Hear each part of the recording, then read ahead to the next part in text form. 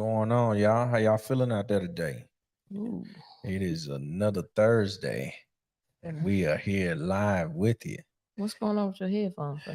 No, not just Oh, just the yeah. way I had them. That's Okay. it. It All be right. getting hot on my ear sometimes. That's What's it. up? Yeah, let us know where y'all coming from. I mean, let us know. Let us know where you at. I see you, AB, on the scene.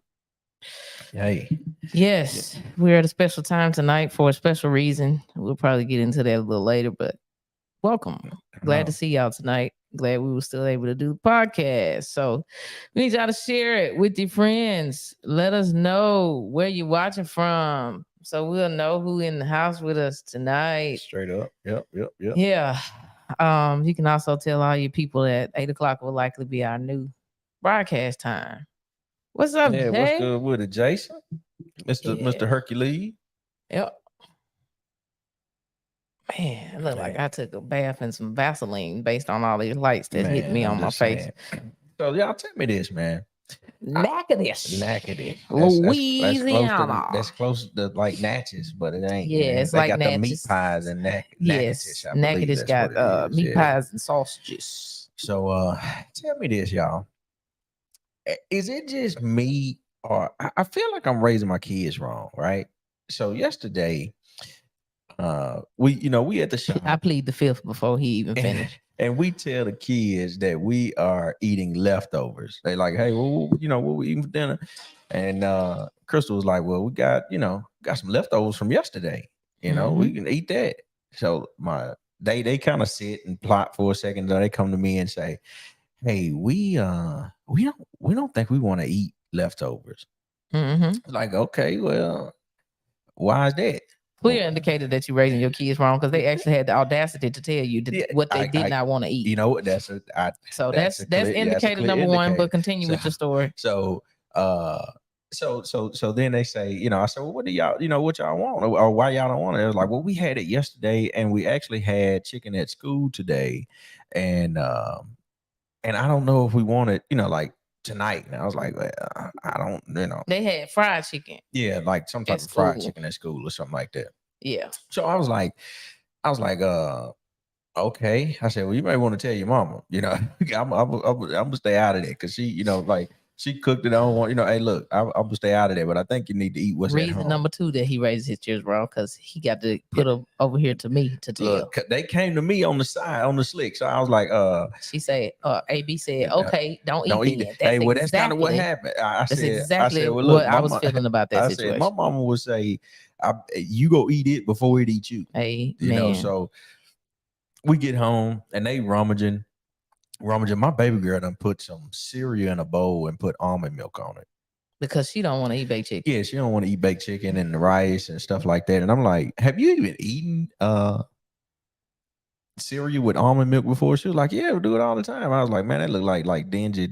It looked like dirty dishwater is what it looked like. But here's the thing that is so confusing. If you eat leftovers, put a 1 in the chat. Like, I just want to know. I will put 87 ones in the chat because I eat leftovers. It's called meal prep. That's real. Today's real. That's today's real. terminology for the leftover. It's called meal prep. Meal prep. I'm gonna put my own one in the chat. Bougie suburban. I eat. Thank you, AB. I eat leftovers. And let me tell you how I was raised. Okay, first of all, I really think that it's a situation that our children don't ride the school bus to their grandmama house. Yeah, because they don't ride the school bus. They don't ride the school bus. Period. So like, herein lies the problem as to how all of this stuff has rolled out. Now, when I was growing up, we rode the bus to my grandmama house. My grandmama cooked every single day. We got out the bus, it was gonna be some type of aroma coming from my grandmama house. If she didn't cook, something was wrong. I mean, we had it could be fried chicken, baked chicken, red beans and rice. She had rice and gravy, greens, spaghetti, pork chops and gravy, turkey necks, sweet potatoes, I mean the whole nine. This ain't no peanut butter jelly sandwich. It was not. Yeah. Grandmama would cook every single day. But when we got off of that bus, if it were pinto beans on that stove, Pinto beans. Pinto beans. I ain't had no pinto I beans have in not had forever. pinto beans since the last time. Your grandma Rest cooked in them. heaven, my grandmama cooked them. Okay, and that's been at least When 25. people get grown, they eat what they want to eat. She I had no have pinto not beans. had pinto beans in I'm at wondering- least 25 years. But what I will tell you is, this is what we was told when we came in that house. You gonna either eat what we cook,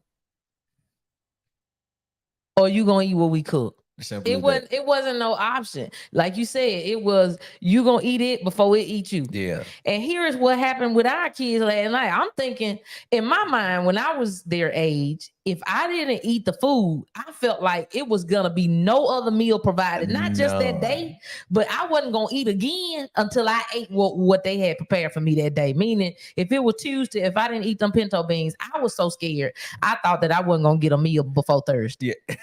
So I took thought it they gonna in. starve you to I death. thought they was gonna starve me out if I did not eat those pinto Hey. beans as much as I hated them. So I would sit there and scoff down those pinto beans because that is what was provided. But our children have the audacity. You know, when we say you gonna eat it before it eat you, or you ain't gonna eat it all, our children just don't eat at all. Look, they really. Well, Caitlin warmed up some chicken. She warmed up some chicken. I was Well, like, she went on with the look. baked chicken, but I've seen times when I've gotten stern like that where Yeah. Kirsten literally yeah, she did just- not yeah, eat at all. yeah. The child went to bed without food. without nothing. And look, I know I'm a little soft because I was like, man, look, just put some of that barbecue sauce on it. Like change it up a little bit. If you don't want the baked chicken, just put another flavor to it. It's go eat the same. It's all meat. And then the fact of the matter is, when I asked, I said, well, what do y'all want to eat? They said Raising Cane's or Chick-fil-A. It's chicken. I knew it. Still I told my chicken. mama them that on the phone yesterday. I said, I guarantee you, if he had stopped and got them something to eat, they would have chosen Man, chicken But- because they eat chicken 3 to 5 times out of the week. I mean, I can eat chicken every day. I ain't tripping. I'm just wondering, is anybody else out here in soft parenting mode? Because the fact of the matter is, Yeah. this man that's sitting over here, Hey, I know y'all probably got a mirrored image, but for me, he to my right. But this dude Yeah. to my right, he Hey. would ask them what they want to eat. And if they want 2 totally different places, he would go on 2 totally different sides of the town and get them what they want to eat. And I'm just saying, I ate pinto beans. And I think that we need to raise a generation of pinto beans. As a Pinto matter beans. of fact, I might just cook pinto beans just so that my children can know. if you put some okra and ham hock in it, I'm gonna eat it. I'm gonna eat it if you just cook pinto beans. I But if you think put I think I'm gonna break my 25-year strike against pinto beans. pinto And bean I'm meat, gonna try to channel my grandmama and cook the mess out of these pinto beans and tell my children, you eat it or else. Did you have cornbread with it? They 'Cause did serve it with cornbread, and I would typically just get full off of a good bit of slices of cornbread because I do like cornbread. I don't eat cornbread. Lamorne doesn't eat cornbread, which is Yeah, why I really don't. Sometimes I think he an alien because he's a black man in America that don't Man, eat cornbread, and cornbread I just think ain't it's my only jam, like man. 3 of those people that exist. I still got my Because black how card, do you though. eat red beans and rice without cornbread? How do you eat greens without cornbread? I don't know. You- But you the can weird eat it, thing yeah. is he eat cornbread dressing. Come on, somebody I help. eat dressing.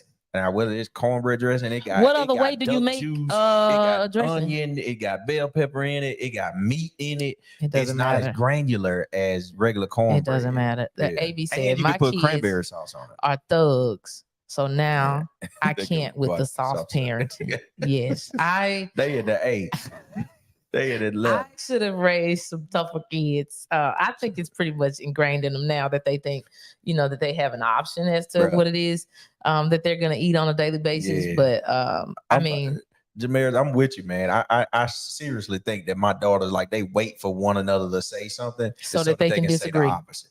Yep. I But promise, the man. point is, when I cook, there should never be an option, Nah, right? And so yeah. I intentionally cooked enough food so that it would last to the next day because I knew we had some heavy schedules back to back. So I said, I'm going to take some time out in the middle of the day. I'm going to cook so that when I get back home later tonight, I don't have that to worry about. And I'm going to cook enough for the next day. It's going to be great. You know what I'm saying? Healthy options, some vegetables on the side, you know, baked chicken, trying to do a little better for the people.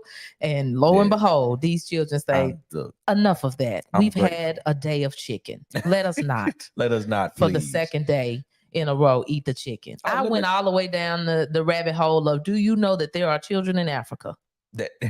I mean, I used everything, and them children looked at me like, what are you talking about? I pulled everything out of the bag, and when I say that they had zero cares on their face, it was like zero. But I don't. And Kirsten went right in there and poured them Frosted Flakes in that bowl and dumped some almond milk on it, and she called it a night. It's like they was going through the pantry in their mind on the way home, like, oh, we got some bread. Is Caitlin walked out of the house with a slice of bread in her hand. Caitlin ate a slice of bread only, and then warmed up one piece of chicken and ate. Like she was just adamant about not she was eating the leftover meal that I had prepared. On purpose for the family to eat 2 days in a row. I know. And guess what she did today?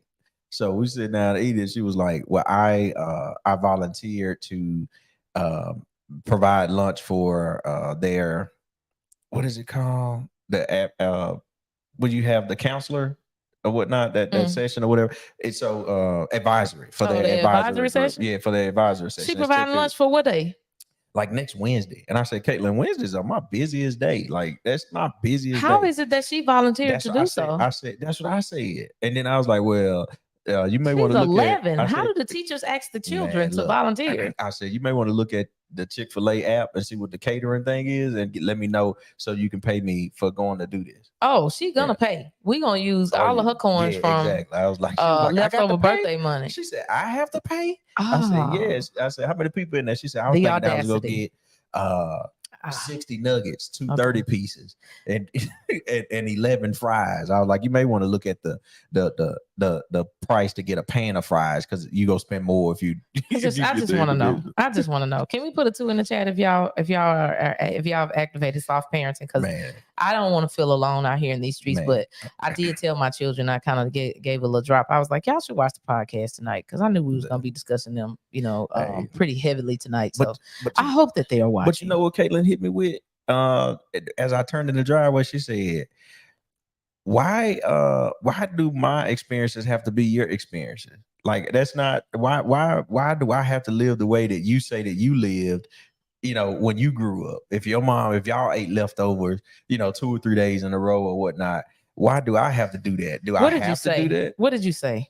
Man, I already know you ain't had no comeback. I know you wasn't quick with the comeback because I know she caught you. I said it's good to have options, but it's good to know, like, hey, there's nothing wrong with this. There's nothing wrong with this food. You don't have to be wasteful, is what I said. But I'm like, hey, some leftovers are better the second day, in my opinion. But it did kind of hit me a little bit because I'm like, they do stuff that we don't do. It's not like they drink myself to South Bend.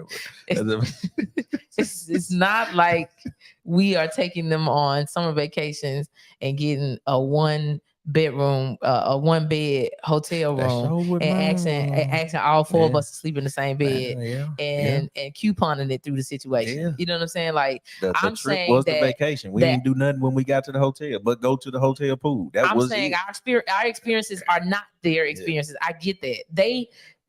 I wish they knew how much their experiences are so not like our experiences. Okay. I mean, we can even start with the fact that the school that they go to during their cost as much as it costs for us to go to college. Where they do have a hotline, a fresh soup every day, a salad bar, a panini cafeteria press. At their school is better than my college cafeteria. I agree. Was. I second that. As a matter of fact, we call it a cafeteria. Their stuff is called the dining hall. Yeah.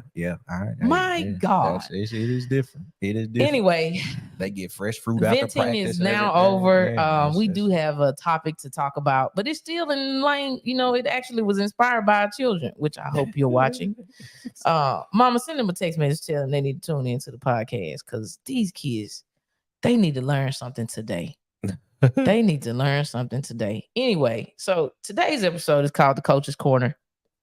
It was inspired by our littlest, which is the reason why now our podcasts are going to be at 8 p.m. Central Standard Time. Why? Yeah. Because we're out here in these streets soft parenting. Man, okay? I don't know if it's soft parenting. We're just trying to provide the right opportunity. We're trying to provide the right opportunities, okay? That's however you want to say we're that. trying to make sure we put them in the best environment. Call it soft with a capital T to me. Well. But anyway, so for those that don't know, our youngest is pretty talented in gymnastics, and shout out to Coach Eddie if he's watching. So her gym that she participated in here was recently sold. Yeah. And so we had been looking for another option for her to participate in gymnastics. So earlier this summer, she tried out and she actually made it for the competition team. Yeah. And then the gym actually went up for sale. And it was sold during the summer. So that dissolved her competition team at that particular gym. And so we have been looking for options for her to be able to do gymnastics somewhere. Well, we then find an option. Now, this option is super inconvenient as it relates to our regular schedule. It is very inconvenient. However, as parents, we feel the need to make sure that we're doing everything in our power to cultivate and develop the skills, that our daughters have. We want to do stuff that they're interested in, making sure that we're giving them opportunities, right? I say interesting. Either way you want to say that. And so we take her to the first day of practice today. And just to test it out, just to see if she likes the location, see if she's feeling it, right? But mind you, they already go to school almost an hour away from home. And so this would be an additional 3-hour commitment after school, essentially 2 times a week, 45 minutes to an hour away from home. We're cool with it. We'll commit it. So we take her to the practice. She gets back in the car. I'm super excited because I'm like, I had already got the little drill down from the coach. She's like, yes, this is the USA team. Lamorne is thinking that it's the Olympics. So he's out here asking, is this the USA team that like the Olympics? No, that's not what I said. That's not what he asked, but I said, hold on, let me understand what this is, because did you just attach a name to this to say this is the USA, team, whatever? And I'm like, it's just another way of saying it's a competitive. Well, it's the conference. It's the conference. It's like the SEC. Yes. It's just like the Conference USA. It's a conference. Lamorne out here thinking that the baby girl already on the Olympics I ain't team. thinking that. But if they train those type of people, they are trained like that, then I'm just like, okay, help me understand. You legit right on it. Yeah. Okay. Well, anyway, I was excited on the little drill down that the lady gave us before we left. Because I left her there to finish the practice out. So the lady tells us all of the stuff about the practices. She tells us when the meets are gonna be, and who all trains with them and all this kind of stuff. Super cool. Kirsten gets in the car, and I was like, "How was it?" Now, mind you, my mama and my sister's on the phone because why we always do this forever long 3-way phone call somewhere around 6 o'clock almost, every day.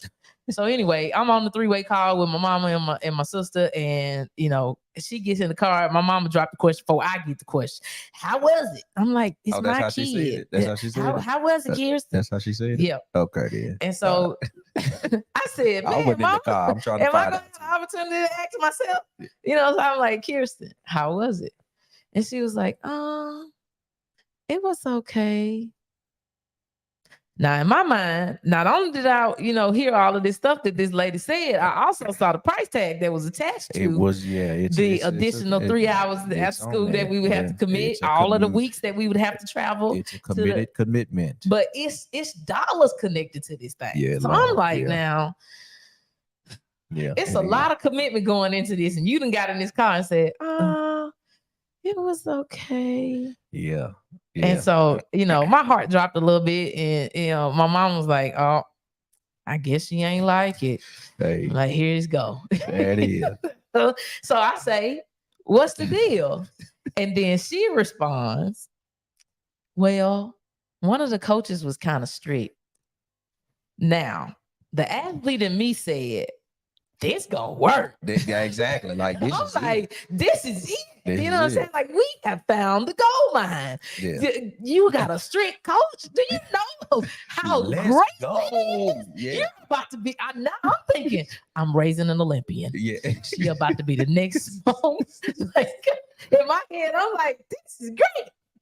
And activate the tears. She was, I mean, like, she was a bit deflated because I think her perception of, what gymnastics is, It's fun, outside of the sport, it's something fun. And because she hadn't had the opportunity to participate on the competitions team yet, since her original team was dissolved, then she didn't really know what it looked like to even, be in an arena where, hey, we're about to compete. And the thing that came up in my mind was how appreciative I am of the coaches that I had in the past that were when I had that initial feeling like how Kirsten felt, man, they strict, but now, of course, as a 38-year-old adult, doing my own thing, I look back on all those coaches and I'm like, man, these people really set me up for success, not just in sports, but in life in general. And so I was excited about the thing. Of course, Kirsten kind of, wasn't feeling that way because I'm thinking she was probably thinking, man, this is about to be 2 amazing hours of playtime after school. Just big time PE. Right. And it wasn't that, and so we had a little discussion once I got off of the 3-way call. Well, it was 4-way by that time because Rachelle had joined. And so by the time I got off the call, sisters. They are the Dandruff sisters. They the Dandruff he's sisters. jealous because he don't get invited in on the 3-way calls. I promise you, I'm anyway, right. I'm going somewhere. So I just want to know, you know what I'm saying? If you've had a really good coach, you know what I'm saying? If you've played a sport, maybe not a sport, you could have done, maybe you had a good choir teacher or a good band director or, anything. But if you've had a good coach in your life, whether it's adult life or adolescent life, put a 1 in the chat. Because for me, please, I really feel like having good coaches in my life has been super, super, important in my development, not just in sports, but literally in life in general. So much so that after, of course, I graduated from high school, then graduated from college, and now I'm entering off into adulthood. One of the first things I realized when we started even considering business was, man, I need a coach. Because I understood that, in previous times in life, the easiest or the fastest way to get through a hurdle or a difficult situation was having somebody that could coach me through, those types of situations. And so I know Kirsten's 8 years old. She doesn't even understand what I understand, right now, as an adult, in this time and space in my life. So I get that. But what I'm really feeling, right now as a parent is I need to be able to articulate that to her, in the best way that I possibly can, to say, hey, you're really in a really good position right now. Because if they can, be adamant about you getting a certain, move correct, getting the fundamentals down. These are considered good coaches. And so I understand at 8 years old, that's a lot to kind of digest, but I think it's important to have good coaches in your corner. Yeah. And I mean, I think one of the biggest things is, because she's being told to do something like, different than the way she was doing it. She may think that she's doing it wrong, and therefore is like disappointing or in some capacity or whatever. Because we could be like, Kirsten, you didn't fold those towels right, or Kirsten, put this in the towel closet like this, or pick this stuff up off your floor or whatever. If she think that she is one thing, if she thinks she didn't do it right, or she just didn't know to do it. But it's another thing when she thinks that she's done it right. Mm-hmm. And then you come back and correct her. Right. You know what I mean? So, but that's a part of being coachable, though. You know what I'm saying? It's that's like being able to extract your feelings, especially in the moment, from, what you're being taught to do. And so it's not that you're a bad person. because Right. you didn't necessarily do this thing right. It's just that, hey, you need some guidance. You need some, some additional assistance in this particular area. It really is about having a coachable mindset. Absolutely. And as a parent, it's super important that we're able to, like I said, articulate that to our daughters to say, hey, it's okay to make mistakes. It's okay, to need help in this arena, but you also need to have a coachable spirit, Right, right. not getting so overly emotional, Yeah. in a particular situation to where now you can't even hear You from, can't even hear, right? the people that are trying to actually assist you. And so what I did explain to her was, hey, as long as they're not, talking down to you, they're not being mean to you, they're not saying things or calling you out of your name, things of that nature. I was like, did any of that happen? And she was like, no. And so then I said, so what is the real issue? She said, well, it's the bars. She said, I know how to do all the other things, but when it comes to the bars, she said, I think they were supposed to maybe flip over the bar like twice or something like that. And she was like, I'll flip over once, but she said, it's in my head. I'm kind of in my head and I don't flip over a second time.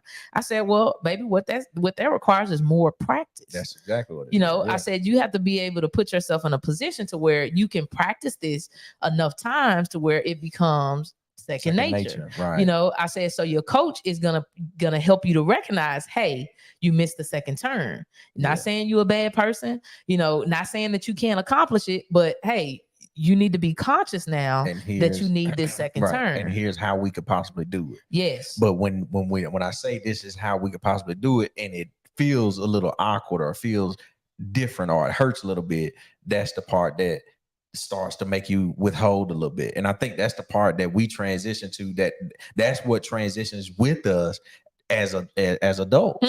You know what I mean? From just about anything. It's like, hey, yeah, you ain't got this right, but now that you are being coached on it, or you're going to church and the pastor is talking to you and he's stepping on your toes, then you decide not to go back, or you decide not to keep pressing in that direction. Right. Or if you are an entrepreneur and you like, hey, my business is not doing well, what do I need to do? And then, you're instructed on what you need to do, but now that means terminating the person that's probably been with you the longest. Yep. Or the person that you consider to be, a friend now, but they're not really doing their job well. Right. It's like, hey, what does that look like? Are you gonna be coachable in that moment, or are you gonna stop because, hey, I don't want to continue to excel in my growth because I'm gonna allow this uncomfortable situation to stop me? Oh yeah. You know what I'm saying? I mean, I think that especially like, it's important for me to continue to talk her through this situation, because these are important times. Like, these are when the habits that you just explained, that's when they're developed, because if I'm a-okay with walking away from the situation, because I asked her, I was like, well, is this something that would stop you from wanting to do gymnastics now? Because you have, what you consider a strict coach, or you feel like the bars are difficult. Do you now want to walk away from the sport? And she was like, well, no, I still want to do it. She said, I think I can do it. It's just hard right now.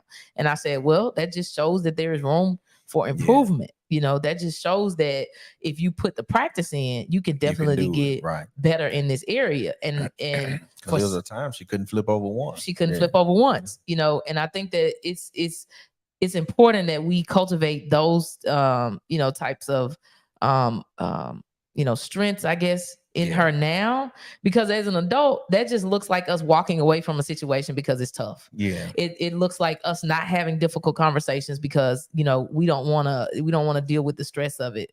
It looks like us not growing and becoming as adults, because we decided, years ago as adolescents, and as we go through life as young adults, and now, we're a little older, all of those habits have now followed with us because we didn't figure out how to have a coachable spirit, or, a coachable mindset from a young age. Right. Like, I'm not going to let my children walk away from, difficult situations. Same way with Caitlin. She's playing volleyball now. Yeah. And so she comes home. I'm telling you, man. I'm telling you. Calm We down. coming. We coming. I'm telling you. She comes home, yesterday, and I was like, how was practice? And she was like, it was all right. We didn't even get to serve today. And so now you have another mindset where she only wants to do the things that she feel like she's good at, that she feels like she's good at already, or that are easier to come by. You want to know what they had them doing all day yesterday? Conditioning. nobody really wants to condition and train, right? Nobody really wants to do the routine things, the fundamental things. But I'm telling you right now, the teams that beat us the worst were the teams that I'm talking about. They wasn't smooth. They didn't have no fancy plays in their back pocket. It was simple. We gonna pass 3 times before we shoot the ball.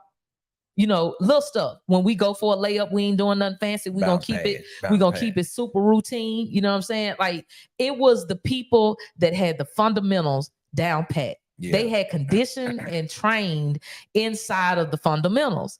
And what I'm wanting our daughters to learn and understand is that the fundamentals are important. If you get those right, then as you grow and develop, all of this stuff that you need in life in general it's gonna become second nature. Hey, you gotta long to want to do the hard stuff first. Absolutely. Hey, if you played a sport, put it in the chat. Let us know what you played. What sport you played. The thing that I wanted to add to it was I think as I've gotten older, and probably within the last year, my perspective on the sports kind of things have changed. And not that I don't think sports are good, because I'm super excited that both my girls are competing in something, right? I'm talking about it could have been chess at something. I should have known AB was swimming. She got 72 sports on here by herself. But everybody in the chat. The thing that I think I'm learning more is I think I have more respect for the guy that was on the team for all 4 years but never played.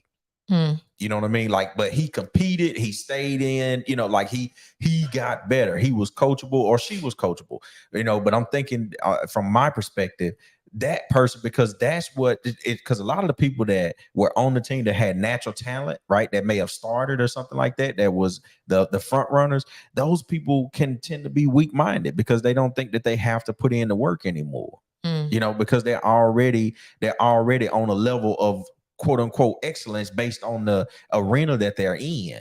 Whereas those other people, they're physically trying to get to that place, but mentally they're still building, they're still fighting, because you know what? The coach ain't really just showing them no love like that. They ain't getting no fan, they ain't no fan favorite. They ain't getting no hype like that. They got to get it out the dirt and really dig deep when they know and condition themselves and be on the practice squad when they know they're not about to touch the field. But they still getting mental reps. They getting mentally strong. And I think, I'm like, man, those are the people that really got the advantages, right? In my opinion, those are the people that really are setting themselves up to really win in life, because they are sharpening that mental axe to say, man, yeah, I'm determined. I'm going hard at this. I'm going to do this. So to do that for 3 or 4 years in high school, then you may go to college, and of course, every team got them. Every team got them on the college level. It could be the biggest, strongest looking guy out there, and he can't. I'm talking about, man, couldn't buzz a grape. But he was on the team. What I'm saying? Yeah, you know what I'm saying? Couldn't fight his way out of a wet paper bag, but he was on the team. You know what I mean? Like, that's just that. But it's those other cats, man. It's just like, hey, but they have the mental fortitude. And I think that's what's most important. And I think that's why I want them to compete in some capacity, because I want them to build mental fortitude in the way that when things get a little tough, or when somebody is coaching them on something, that they understand how to take that and how to apply that to what they're trying to do and move in a positive direction. Versus feeling like, oh, if I'm not good at it from day one, you know what I'm saying? If I'm not good at it from day one, then I gotta quit. Like, nobody ain't just really always sweet at stuff. Them be the cats that's at the corner store still holding the paper bag, talking about what they used to do. Crystal got on me so bad the other day, man. I was like, I ain't talking about what I used to do no more. Like, I ain't never saying, I ain't gonna say never, but if somebody else come up to me and be like, bro, you remember you know what I'm saying? I don't want to be like, this I do not remember. You know what I'm saying? I don't want to do that, but but it was like, man, like, like, get out of it. But them be the cats that's still holding on to those memories. Like, what did you do? What did you do last week, bro? Like, what did you do last month? We still talking about yesteryears. You know what I'm saying? We about to be out of high school 20 years. We have already been. Our reunion's just a little late in the year. Yeah, you're right. And it's like, man, if we still reminiscing, or we still, if that's the thing that we holding on to, those are the cats that's not mentally necessarily, I ain't saying they ain't mentally strong, but it's some of those cats that didn't succeed on the next level, right? Or that can't keep a job, or just quit when obstacles come their way. Well, I mean, I just know that, and all of the people that put y'all stuff in the chat, I mean, first of all, I think that cheering is a sport. I think that dancing is a sport. Anything that involves physical activity in my brain is a sport. So absolutely, yes, yes, and yes. But I think that, it's important that we participate in, these types of things, because you get to grow, you get to develop, you get to see other perspectives, because if all that our children get to see is, us, correcting them, or, trying to help them, in a certain area or whatever, to me, I think some of the stuff that we're gonna say, they're not gonna necessarily hear it today. But I do know that some of my coaches had my ear. You know what I'm saying? Because I was interested in the sport. So I knew the only way that I could participate in the sport was to listen to them. And so the things that I learned, by being in those environments, they have just transferred in so many different arenas for me, in life. And I'm just hoping to be able to put them in this environment so that when they do become, older, and, they're operating in whatever it is that, they have a purpose to do, they're able to transfer those skills. Absolutely. Because I need them to be coachable now, and then I need them to be coachable when they're having conversations with, financial advisors, right? Like, it's not just that I want you to listen to your gymnastics coach. I'm saying build this skill now, because somebody is probably going to, be giving you some type of financial advice. And you need to not be so pig-headed or strong-headed about a situation that you don't listen to people that know more than you do. It's really about building that skill. Or you're about to go jump out into this new arena, but there are 4 people right here in front of you that have had that experience before. I need you to be able to receive that information from them. So it's really more so about that, so that, like, there's some people that won't even receive from the people that's writing a check. I'm like, have you lost your mind? Exactly. How you not gonna listen to this person? How are you not going to listen to this person? Whether they're telling you something, that you consider, hey, I can do it this way or that way. I'm like, it shows that you're not coachable. That's what it is. And you gotta be able to develop that skill set, so that you can use that, I feel like, as a superpower or an advantage, absolutely, later on down the road. And I also think the team aspect of it is just as good. You know what I mean? But you get to learn how to work with other people, all that. Did y'all have a team slogan? Like, because those things to me transition. Like, ours was no guts, no glory. Like, that was my high school deal. No guts, no glory. If you ain't got the tenacity, you ain't got the guts to go up. And we said we go shock everybody one play at a time. We go shock the world one play at a time. One play at a time. One play at a time. We didn't have it. We go shock the world. Right? We had a school slogan. What was the school slogan? We're the best. We're better than the rest.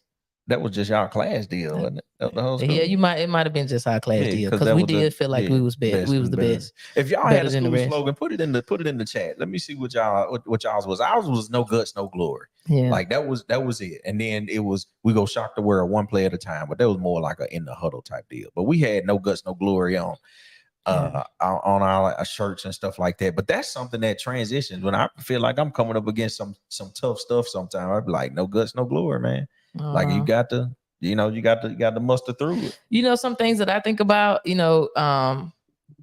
like just thinking about high school sports. So I played basketball, and Coach Irvin was the truth. Yeah. And I'm sure, people that have, been in any type of extracurricular activity, if there is, she officially old. Yeah, we are out there. But I think that there are some people that have really impacted our lives. And I think coaches, I'm talking about even in adulthood, my coaches have, they've had like the most influence on me. And so that's why I'm super, super excited for my children, because they're getting exposed to coaches, because I think about my coaches now, like Sean Strickland and, LaShawn Holland and Myron. I'm like, man, all of these people are inspiring me on a whole nother level, but I respect these people and what they can do, in our lives, really and truly, because at an early age, I learned how important coaching was. But man, Coach Mary Irvin, man, I'm telling you, she had some fingernails that would literally draw blood. Do You hear me? If you mess around, so this is back in the day when you could still hit kids and not go to jail. But she would, I'm talking about if we didn't do something right, she would grab us by the back of our arm. She would catch you in this little sensitive piece of meat here and twist it real hard. Oh man, that mark was gonna last for at least 2.5 weeks. That'll make you want to do some dips for sure to tighten that up. At least 2.5 weeks. But I mean, she instilled in us, you know, a work ethic that was, I mean, like no other. And she was the most, when I say the most strict coach that we had ever had. And when Kirsten got in that car and she was like, well, one of the coaches is kind of strict, the first person I thought about was Coach Irvin. Yeah. But she is also one of my most respected, you know, coaches. Yeah. I mean, they named our high school gym after her now. So you can know. Yes. I didn't know that. Yeah, that happened years ago. To the dedication or something? I don't know if did I go? I don't remember. Is this the lady that used to eat like sunflower seeds or something? Man, Coach Irvin kept a chicken bone in her mouth on the sideline. Man, I'm trying to tell you, man, she was on the sideline. It was like, who is that? It was always eating. Was that on one of what's up, Willie? Adam Sandler movies or something? I don't know. But Coach Irvin, I promise, man, we'd be shooting free throws and we look up and Coach Irvin would have 3 chicken wings in her hand and wrapped up in a napkin. At basketball practice. She consistently ate on the sideline. Then when she finished the chicken bone, she'll get an orange. I'm like, where's Coach Irvin getting all this food from? But when I tell you, she made sure that we had, I'm talking about drive. Do you hear me? And it was, she made me, like, I have this thought process in my mind now to put everything on the line. Yeah. Put everything on the line. Now, that wasn't necessarily like a slogan or anything that we had, but she made me feel like when she called for suicide, now, any basketball player that had to run suicide, this is the worst exercise, besides running bleachers. It's the worst exercise ever, because you got to touch every line on the court and come back. But when she would tell us to get on the line, because of the way that she coached us, when she said get on the line, I was like, all right, let's get it. I would get on the line and I made it my business. I kid you not. I made it my business to be the first person back. Every single time. She made me want to give more effort and more drive every time I got on that line, because she was a great coach. That's what good coaches do. And that's what good coaches do. And a lot of times as adults, we be out here thinking that we can't be told nothing to do. 100%. But really and truly, we all out here blind. And if I can figure out a way, to shortcut a situation, which is the same thing I told Kirsten, I was like, look, the coaches are able to see things that you can't see. Absolutely. They're able to tell you some things that you can work on to get better, in this particular area. Why? Because they have more experience than you do. I said, so if you just give them an opportunity for a couple of weeks and you go in there and you say, hey, I'm not necessarily feeling, comfortable with this particular exercise. Can you give me some tips? Can you give me some pointers so I can go home and practice? I said, because that's what your coaches are there for. That's what they're there to assist you with. If as adults, we will put on that, that helmet and, walk out into the world with that posture and say, hey, I don't know everything, but I'm more than willing to learn. I'm more than willing to be coachable. I'm more than willing to try new things. Absolutely. And if I fail, I want to come back to the drawing board, and get more information, that makes you a good coachable person. Absolutely. And I think, in life and in business, it's super important that we wear that hat. Like, don't act like you know everything, and don't be afraid to try something new, and don't be afraid to be put in uncomfortable situations. Just make sure that you have a good coach in your corner. Because, at the end of the day, for me in my high school experience, it was Coach Brown, Coach Willie Brown. Like, that was, he took over our team in the middle of a summer, my 9th grade year. It was probably July. He got the head coach job. Our first game is August sometime. That first year we went 1-10, y'all. 1-10. 1-10. We got beat by a team that hadn't won a football game in 3 years. Port Gibson. I'm sure they celebrated hard. Man, I'm talking about you'd have thought Obama was the president then or something. The way that they jumped up. I'm talking about the stands was just going crazy. And he told us to look around and remember this. Look around and remember this. He said, man, look around. But Coach Brown, he believed in us. Yeah. He believed in us. That next year we went like 7-4. The next year it was 8-3. And then it was 9-2. Yeah. My senior year, we made it to the second round of the playoffs. a year after that, I think they won, or maybe 2 years after that, they won state championships, and they won a few back to back. But Coach Brown was one of those guys that was just like, now I ain't feel like I wanted to run as hard as I could, like Coach Irvin made you run. But he did make me believe that I could run through a wall if that's what the mission called for. Yeah. You know what I'm saying? He made me believe in hey, this is what you can do it. Just dig deep and go get it. Yeah. You know what I mean? He gave us a sense of purpose, so to speak, right? Because he believed in us. We out there selling gift cards to raise money and stuff like that for the school. He got the welding shop, building benches and stuff like that, because we ain't had no money to do nothing. We pulling 18-wheeler tires, as you know, but this dude was driving from like it was Mississippi every day, like an hour and some change. That's a good coach in your corner. You know, to be with us. You know what I mean? Like, I mean, but Coach Brown, man, he was the foundation for part of the Lemoyne Robinson that you see today. Yeah. You know what I'm saying? Like that's 100. Coach Willie Brown and Coach Todd McDaniel, Tim McDaniel, all those guys, man, because Brown was the head coach. Yeah. He got us into powerlifting. You know what I mean? I had no clue about powerlifting, nothing like that. And I won't say that I still hold a state record 20 years later or anything like that, because I don't want to live in that moment. But if I don't meet Coach Brown, then if I don't meet Coach Brown, I don't even meet my wife. Here we go. You know what I'm saying? Because we at the state meet together. I don't even meet my wife if Coach Brown don't invest in us. He was bringing us in his own truck to the meets, in his own personal vehicle, feeding us out of his own pocket. You know what I'm saying? And lo and behold, I never put that together. If I don't meet Coach Brown, I don't meet you. Well, praise God. You know what I'm saying? Thank you, Coach Brown. Thank you. Say it again. So this episode is brought to you by the Hazers Indians. No, absolutely not.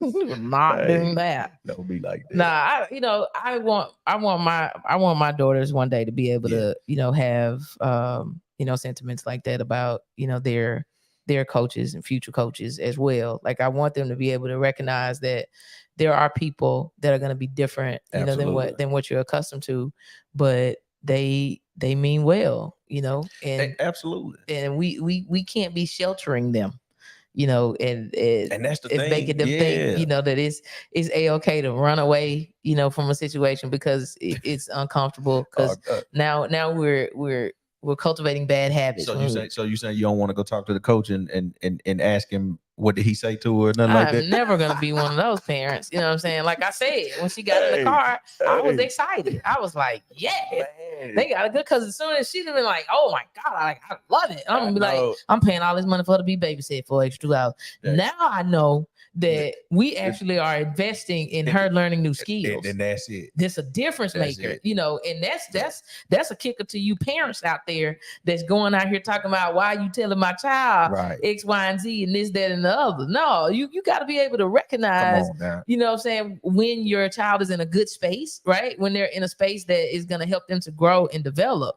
Me personally, like I said, I was excited about this environment because I know this is going to be one that's going to help her to grow. I know, this time next year, she's going to be a much better gymnast because of this situation if she sticks with it. But I told her, I was like, if you make this commitment, if you decide to go forward with this, just know you're going to at least have to participate all the way through December. Because when we pay these funds, it's to December. It's to December. You can get stomach aches all day long. You're going to go over there and be stomachy with the rest of the insurance. November. So January, February, let's understand it. We gotta teach you about commitment. So it was a lot of discussion. I get it. She's 8. But this is where we had a really good discussion about it. And she had a lot of tears about it. But as I explained to her, good coaches are going to make sure that you get the fundamentals right. And parents, don't be that. Don't be them parents that want to go and talk to the coach because your kid ain't, you know what I'm saying? Like they feel like they coaching them a little hard. I think it's needed. I know that it's needed. I know that it's needed because the world is going, it's going to be challenged. Right. You know what I'm saying? Like ain't nothing going to be just super soft or easy. If I start paying you to do a job, then guess what? I'm gonna tell you what to do. And if Correct. you don't do it the way I'm telling you to do it, then I'm going to tell you how to do it. I'm going to coach you on it. And if you're not coachable, then guess what I'm gonna do? I'm gonna fire you. It ain't Really? that you can go get You're no fired? plans. You know, well, yeah, I'm gonna get Crystal to do it. I was just gonna say I'ma he get just got Crystal to do excited. it. I'ma over come here, 'cause home I and- ain't never seen Lamorne fire nobody. I'm gonna come home and complain about it, and then she gonna show up and Mhm. get Yeah. fired. Baby, my daddy did the same stuff, man. He show up, you know. Tough love is super important, man. Man, her dad just, was like an All-American though. He was the number 4 punt returner in the nation. In the nation, you not don't in, have to get not brownie in points. Mississippi. The- In the nation. all right. This dude got his face on the side of a stadium Okay. right great. now today. He ain't played in about 40 years. Okay. I'm just saying, like the I'm dude just was saying good. the brownie point session is Man, the you dude know. was good, man. Mr. Yeah, Brown, he was done he gave was me an the best athlete. he had. You know, what he I'm was an saying? I'm athlete. good. Now, you know what my dad did say something on the he was eavesdropping on the 3-way call on the way back over Mhm. here. But you know, he said that and I didn't even think about this. And so environments obviously do matter, right? And they do shape us. But the point that he made was he said, y'all grew up around this stuff. Like y'all would see, you know, sports all the time, Yeah, like yeah. around you. He was like, they don't see that. No, you're right. And I was like, You're right. man, you know, I never thought about it that way. You know, I just automatically assume I'm your mama. You know, I'm your daddy. I'm your mama. I'm Now your daddy. I don't know. You know, Yeah, I'm your daddy. mama, Yeah. daddy, maybe what they say. I don't know, but yeah. I'm your mama. Okay, so in my mind, I'm thinking, see that? Thank you, mama. She say my dad is not listening, so you ain't got to give him all these accolades. Regardless, man, I ain't no okay. What my point is, however y'all think that. he made a good point. You know, in that we don't really have them in the environment, you know, to see these sports. Whereas, you know, I grew up where, you know, my cousin Sonia, we was going, I mean, they was state champs. So I grew up going when I was Caitlin and Kirsten's age, going to the high school watching her play basketball. And she was a superstar. You know what I'm saying? I grew up going to the football games. You know, my dad would escort the high school team. So he would let me ride with him to all the football games. So I grew up going to every high school football game. You know what I'm saying? Like I never thought about that, you know, and then during football season, I grew up going to Alcorn football games on the weekend. So you're seeing it, So I'm seeing sports in my face. I'm seeing coaches. And so I'm thinking now, like, man, although we've done, you know, all of these things to put our children in environments that are different from ours, and I'm sure you guys can, you know, relate to some of the same, is how you can be so adamant about making sure that your children have different experiences to the point where you actually extract out the things that actually made a big, huge difference. Right. Like making sure they eat pinto beans when they little. You know, it's just like it's some stuff. You get a fresh tomato with it, it gonna be on that you point. really got to make sure that your kids experience. But we're so big about making sure they have the best, making sure they see more and do more and have more. That the small things. That's what I talked about. I made a post about it today. It's like it was the little things about eating those pinto beans. How is it now, 20-some years later, you know, I'm still thinking about pinto beans. It wasn't the beans, really. It was, hey, you're going to eat what's in front of you because that's what's here. And we're not going to be wasteful about this situation. Look, I still don't understand them parents that be like, you can't drink nothing until you finish all your food. And be done choked on a Popeye biscuit. What about Poppers? Now that stuff we can leave out. Hey, Bird was like that all through college, man. Bird would not eat. He would not drink anything until he ate all. That's how you end up constipated. I'm telling you right there. You need to be able to drink fluids while you eat. That's what I'm saying. Some stuff I think we are just so busy that we don't realize, hey, we got to really think through some of this stuff that need to be sifted out. Yeah. And then some of the stuff that actually should be represented to our own kids. You know what I'm saying? It's just some of those things that we grew up doing that we have really like negated to teach our kids. Absolutely. Like not even thinking about it, not putting like exposing them and letting them see things that we've seen. And now I'm just in my brain, I'm thinking these children have come from me. Surely. they gonna want to play a sport. That showed what I in was my brain, all my life, I thought I was gonna have boys, and I ended up having 2 girls. Yeah. And so, you know what I'm saying? I'm already like, okay, well, we got girls. What you gonna do, Lord? And then they came here completely different from their mama. I really think I had kids for my sisters, because my kids are like my sisters and not like me. Hey. So I got like girly girls. Like Caitlin she asked for a eyelash curler. Okay, eyelash curler. Months ago, and I was like, "What eyelashes?" She's doing the whole facial skin care routine at so night confused. and everything. It's totally different kids. But I'm like, man, I really wish now that I would have exposed them to more, like intentionally expose them. Like I remember the first time I took them to a step show. Oh, that was they was just in there jaw drop like black people.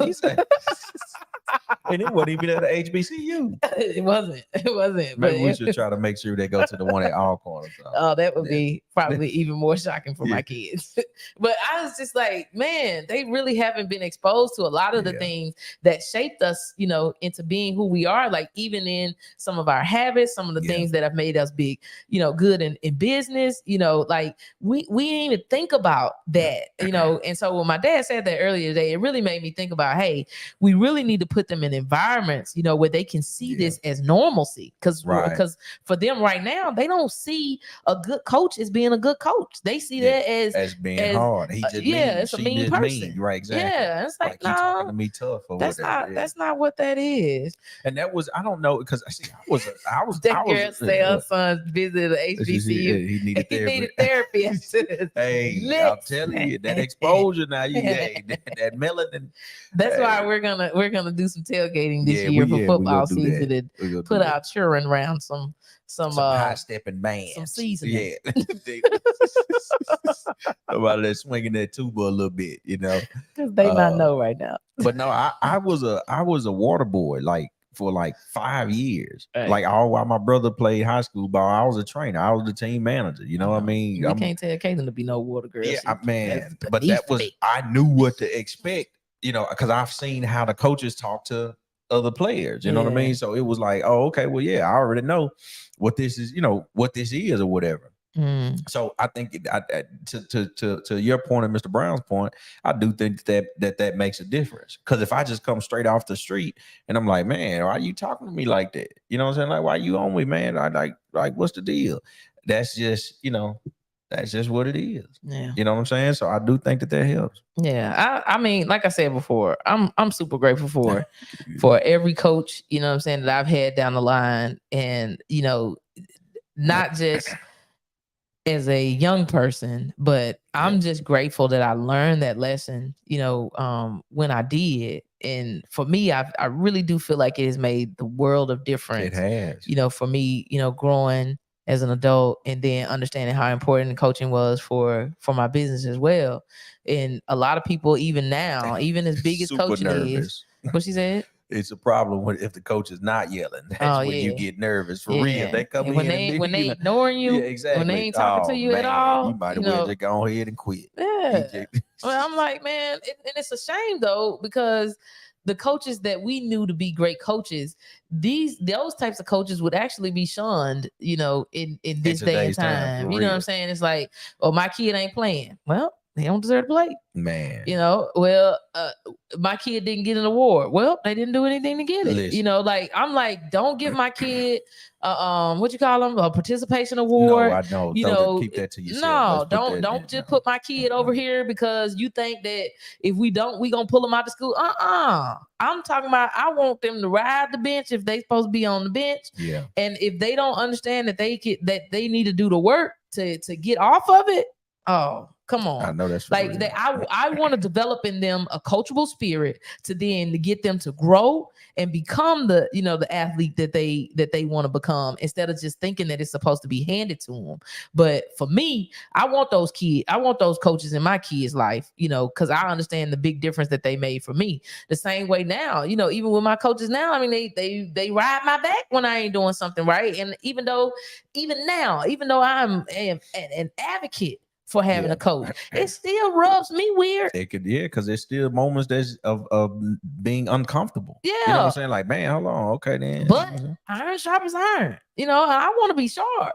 I want to learn. I want to grow. I want to be developed. And that's what I was about to say. It's like people now, they think that it's not important to have a coach, or why should I pay you for you to tell me? Exactly. And I'm like, but do you know on your own though? Because if you did, you would be doing it. Exactly. And I'm like, you need to be able to understand that these types of people have skills. They have a special set of skills to be able to help you to go further faster. You know what I'm saying? They can elevate you to another level if you humble yourself to listen to the information. But the first thing folks want to say is, why would I want to pay you to give me information? And that's it. Yeah. I mean, and they just as lost as they want to be. That's how it'd be like, man. I'm just like, man, okay, but you first got to be coachable. You do. You got to be coachable. You do. You got to go on the field. Yeah. You know what I'm saying? You got to put them pads on or put your jersey on and go out there, and then allow the coach to coach you. Yes, Yolanda, where's the dog? You know what I'm saying? It's just like, I'm like, we need to figure out, because this set of generation right here, right now, is wearing all these hoodies and whatnot in the middle of the summer. Lord. I'm thinking to myself, if I had walked in the gym in the middle of the summer with a hoodie on, Coach Urban would have plucked me and then asked me why was I crazy enough to be wearing this hoodie in the middle of the summertime, and then make me do suicides with the hoodie on to make me realize how stupid I was to have that hoodie on before practice started. They keep running. Keep running with your little hoodie on. Yeah. I'm like, these are the people that made us better people. They made us think. You know what I'm saying? I'm like, you will be very slow to do dumb stuff when you got good coaches in your corner. I'm just telling you, it makes a difference when you got people that are holding you accountable. And it made you, again, it made you hold a standard. Yes. I can think about the girls basketball coach when I was in high school, Coach Kraft, Frida Kraft. They about need to name the gym after her. Like, for real, man. She is. They probably will one day. I'm talking about, she is, I mean, she held those girls to like a standard like I've never seen. Would be in a grill, but if when they doing the right thing and they holding the standard, she go love them like no other. Yep. You know what I'm saying? Just like but I'm talking about when I say like own it, but man, she had a heart, and those girls respected her. That's what good coaches do. Those girls respected her and they responded to her. And I mean, I can probably imagine that 98% of the girls she coached still stay in contact with her right now. I'm sure. Because she would go to the ends of the earth for them. Yeah. Like they had their own, she didn't like the locker room that they had. She created a locker room for them, like their space. This is our space. That when it was basketball practice, the girls' basketball practice, you knew not to go in the gym. They locked the doors. Like, don't go in the gym. Don't get caught in the gym. They will put paper over the windows because it's like, hey, we go do what we go do in here, and what we do in here this is our family. So keep that. And I mean, man, they held that to the core because they was getting better. Yeah, they were, like, man, it was a whole situation. She's probably need to write a book. Yeah, I'm for real, man, because she won state championships because she got those girls to respond. Yep. To and a good coach that's what they're gonna do. They're gonna move you from the space that you're in to the space that you need to be. And we can't be afraid to, not just put our kids in those types of environments. We can't be afraid to put ourselves in those types of environments. Because I'm telling you right now, I know for a fact a good majority of the businesses that we created as entrepreneurs wouldn't have existed if we didn't have coaches. Yeah. They literally 100%. would be non-existent. 100%. And if you think it's wild, okay, that's your deal. But I'm telling you right now, having a coach in your corner, it literally makes a difference. It makes a world of a difference. Not only for, your business, or if you're an athlete and it's a sport or whatever, it makes a difference for you as a human. Especially when for me as a believer, I got to make sure that my coaches are aligned with the same beliefs that I have. And for people to be not only holding me accountable for, things in business and in life, but they're also holding me to a standard, from a spiritual perspective as well. It makes the world a difference. I mean, if you go to church, your pastor is a coach. Right. You know what I'm saying? Your pastor's a coach. You just gotta you go run the plays or not. Yeah, You know what I'm your saying? spiritual coach. Yeah. You know, and for me, I think it's super important to have, you know, coaches in every arena. Now, that doesn't necessarily mean that you have to, you know, actually know them. It doesn't mean that you have to, you know, physically have them in front of you all the time. Now, I do think that you should have somebody that is literally talking directly to you, that's in your ear, that you know can hold you accountable. Right. But in not in every situation can you have a coach that, you know, you can reach out and touch. Right. You know, before I could afford, you know, some of the coaches that I have now, I had YouTube coaches. You know, I mean, I look, Eric Thomas was my coach before he was my actual coach. I would watch his videos all the time. I would listen to, you know, his teachings all the time. I could have considered Miles Monroe as, you know what I'm saying, as my second pastor, because I listened to, you know, all of his messages over and over, and they held me accountable. But I didn't even know those people. Like I had never physically met them before. Yeah. But, you know, thank God, you know, I eventually, you know, was able to meet Eric Thomas, and then, you know, he became my coach. You know, thankfully, you know, I met people like LaShawn, you know, and Sean Strickland. But for a long period of time, I was only watching these people. You know what I'm saying? Like I was, whatever videos they were putting out there, that's what I was watching. You know, if they had a book or something, whatever the case may be, I would just purchase that. But it held me accountable, and it held me to a standard until I was actually able to physically reach out and touch them. Right. But it's important that you even have a standard to say, I'm gonna have a coach. I'm gonna have somebody in my face, in my ear, that's holding me to a standard, that's holding me accountable, and that's making sure that I'm reaching these milestones that I said I wanted to reach. That I'm growing as an individual, as a person. That I'm not the same that I was, you know, this time last year. That's for me, you know, what my coaches do for me. Yeah. And I've 100%. always said I don't ever want to be without a coach. Yeah. I don't ever want to be without a coach, because if we could see, you know, even, you know, until Kobe Bryant retired, the man still had a coach, right?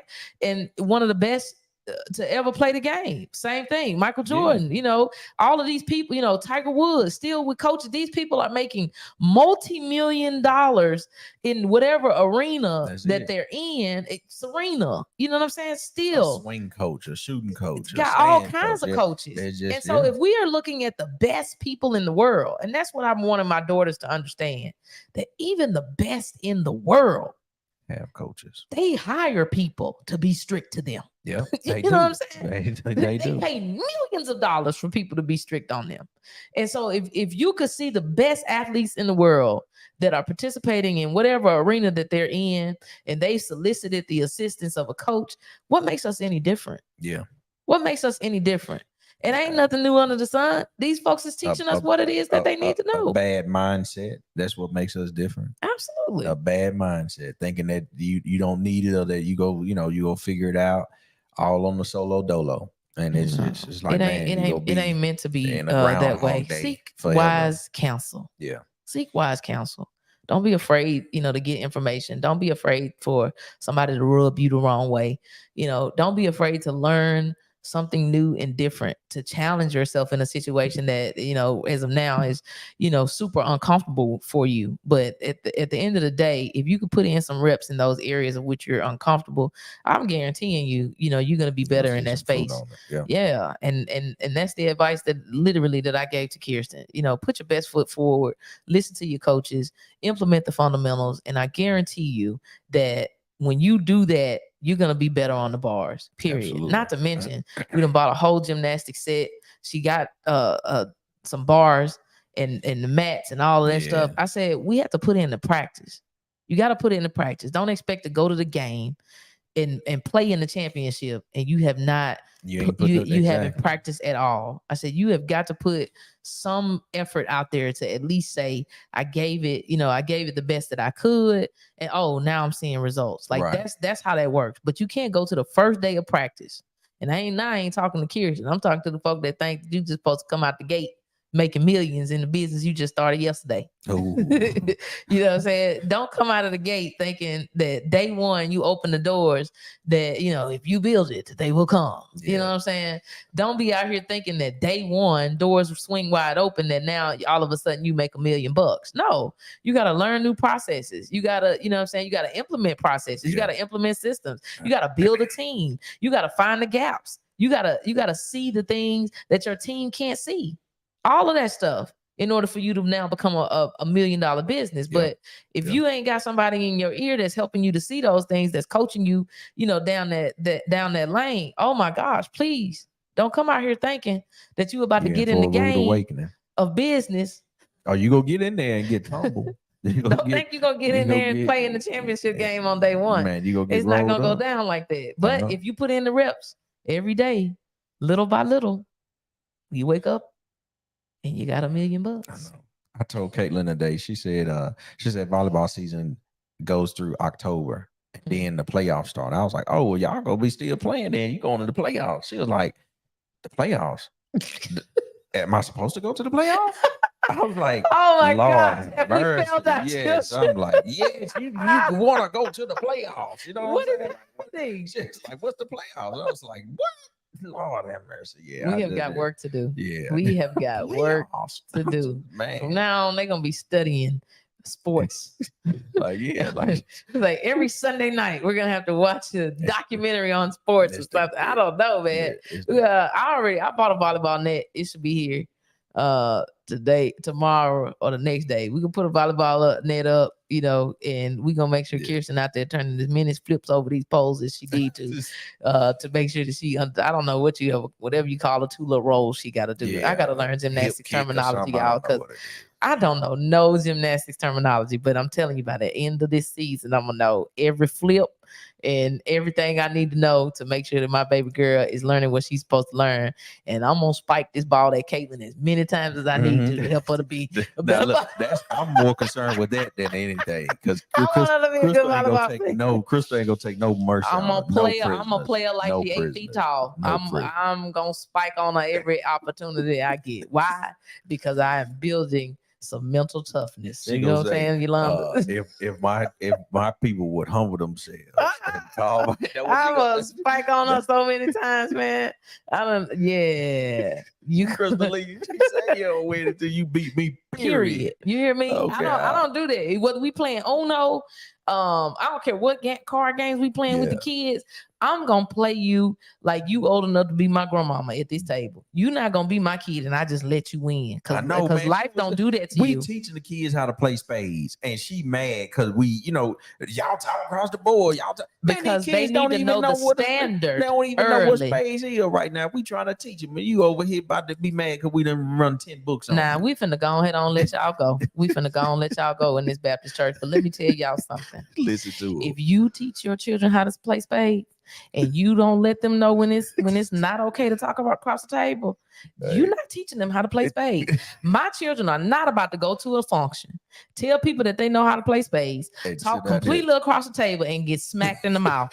You are not about to set my children up for that. And I absolutely got upset because they was talking across the table. Why? Because that is one of the rules of the game. You're right, but we was teaching at that moment. You let them play, and then you tell them after the play. You know what I'm saying? You tell them after the play what should have happened. But you don't tell them during. Yeah. And I'm sorry, everybody on here that know how to play spades, you know I'm right. I don't know. I don't know if we got no spades players on here. They don't really go to the family reunions. The Bible say to train up a child in the way that they should play spades. And that ain't it. Not talking across the table. Oh, they learned this up. We'll get up.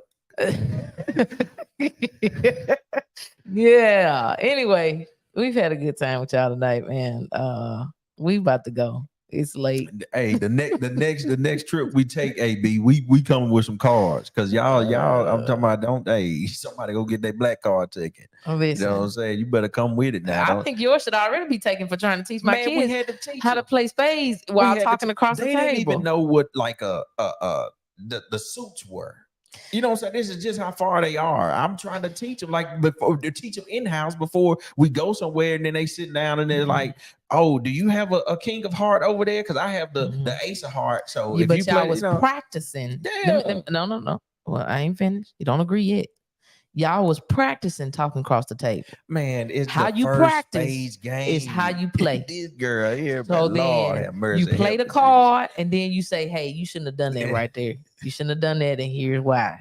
And then you move on to the next hand. Why? Because now we are teaching them that it's not okay to talk about what it is that you're gonna do before you make the play.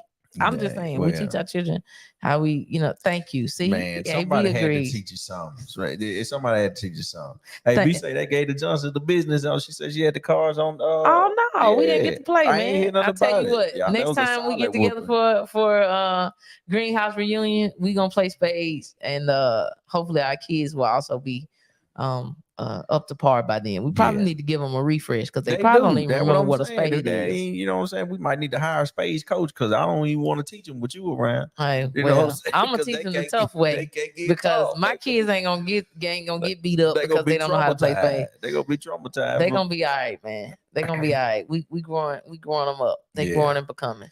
Anyway, it was good hanging with y'all tonight. We about to get out of here. So we'll let you know based on what time we go live next week as to whether or not Kirsten decided to move forward with gymnastics. So hopefully she does. And Jason say we let y'all win. My last question, y'all. Do y'all play Deuces Wild or y'all take them out? Oh my God. Or everything the same. Is it Deuces Wild or not? Jason say we let y'all win. I think people play Deuces Wild because they just want to look for another opportunity to try to win. I don't think you should play Deuces Wild. I think you should play the cards as it is. Yes. Because when you play Deuces Wild, now you got to throw 2 cards out of the deck. It ain't never meant to be for that. You play the cards as it is. Okay, Deuces Jason Wild. say they play Deuces Wild. Absolutely not. Absolutely not. I don't think you should play Deuces Wild. I think it's 2 jokers in there, and you just let that be that. An ace is an ace, and that's just that. So the Deuce of Spade. Because now you're trying to make a card something that is not.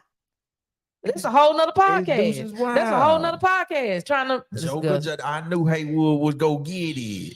Joker, Deuces Wild. Now, Yolanda, I thought we was together on this. Yes. Man. No, you do not. You play the deck as it is. The 2 of diamonds ain't got no business being qualified as a spade. That's what's wrong with the world today. Everybody want to be something that they ain't. They want to. Not a 2 of diamonds get to identify as a spade. You see what I'm saying? I ain't got time for this. It is a diamond. That's how you go play this, man. All right, so now you might have converted me. I did because it's spades, and it's not. I'm like, who came up with this fool? This is the same people that play Uno and tell you can put a draw 2 on a draw 4. This is not the same card. Not a diamond is wanting to be a spade. Okay. Golly. Okay. Now we draw 4. Somebody, I'm gonna put a draw 2. It's not. You can't stack it like that there. It's not the same. That's what I'm saying. This is how life happens. And now all of a sudden we giving out participation awards. I ain't got time.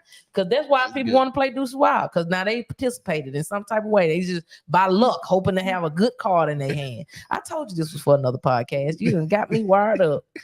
See there? Yes, Jason said it's not the same. Praise God. We got people on our team. Anyway, it's been fun, but we gotta go, man. Especially we're gonna be doing this at 8 o'clock. We gotta figure out how to get off of here at 9. Because that was my last question, but I just wanted to know, you know what I'm saying? Just wanted to know what the people had to say about the Deuces Wild, but I think you may have, you gave me a different perspective on it. You know what I'm saying? I played Deuces Wild all my life. Let a diamond be a diamond. Let a diamond be a diamond. And let a spade be a spade. Amen. You know and let the church say amen and good night. Y'all be good. We'll see y'all hopefully next week. I don't think we have any major travel or anything. I don't even know what's coming up next week, but we hope to be here next week, and we hope to be here at 8 o'clock next week. Based off of Kirsten's decision to continue on with gymnastics. So AB, I'm gonna need your assistance because we're gonna need a new flyer updated with the new time because our old flyers say 7 o'clock. So I'm gonna say that in good faith that we're gonna be going live at 8 o'clock now on Thursday nights. So Kirsten is going to go forth and be great. Thank y'all. We love y'all, and we shall see you next week. Go forth in love and business.